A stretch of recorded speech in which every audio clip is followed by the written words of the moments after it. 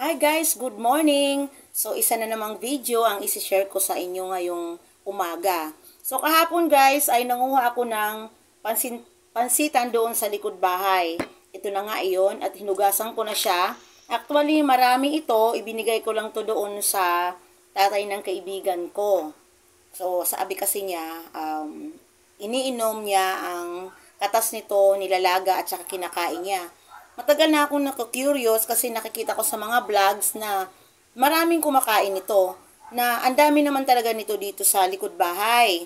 So, kumuha ko kahapon, itatry ko kung ano ba talaga ang lasa nito guys.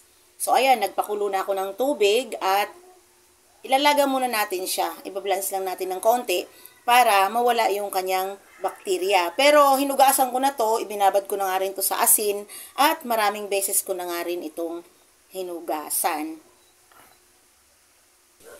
Ayan guys, mangunguha tayo ng pansit-pansitan.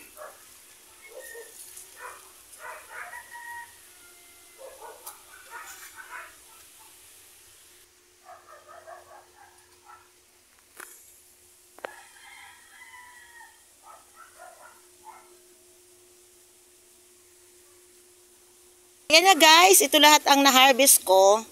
Ayan, 3 bunutan lang yan guys. Napakarami pa dito sa paligid. Pero tama na yan. Sobra-sobra pa nga sa akin yan. Itatry ko lang yan kainin. Gagawin kong salad. Tapos yung tatay nung pinsan ko, yung biyanan pala, ay sabi, kumakain daw siya nito. Kaya ako itatry ko din. At nagpakulo na nga ako ng tubig dito guys. At ibabalance lang natin. At ayan, tapos na.